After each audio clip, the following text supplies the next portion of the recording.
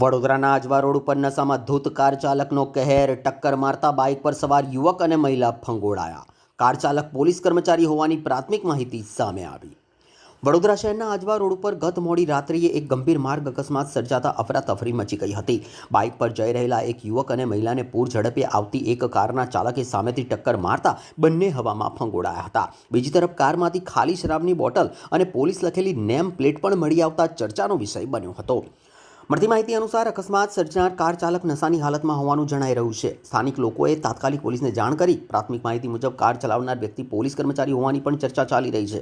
જો કે આ અંગે પોલીસ દ્વારા હજી સત્તાવાર પુષ્ટિ કરવામાં આવી નથી. અકસ્માત બાદ તરત જ સ્થળ પર મોટી ભીડ એકઠી થઈ ગઈ હતી. લોકોએ ડાયલ 112 પર કોલ કરતા જ પોલીસની ટીમ અને 108 ઇમરજન્સી એમ્બ્યુલન્સ ઘટનાસ્થળે દોડી આવી. રસ્તા પર લોહીના ડાઘા જોવા મળતા હતા. વાહનોની અવરજવર પણ થોડા સમય માટે ખોરવાઈ હતી. ઇજાગ્રસ્ત યુવક અને મહિલાને ગંભીર ઇજાઓ પહોંચી હોવાથી તાત્કાલિક સારવાર માટે એમ્બ્યુલન્સ મારફતે એસએસજી હોસ્પિટલ ખાતે ખસેડાયા હતા.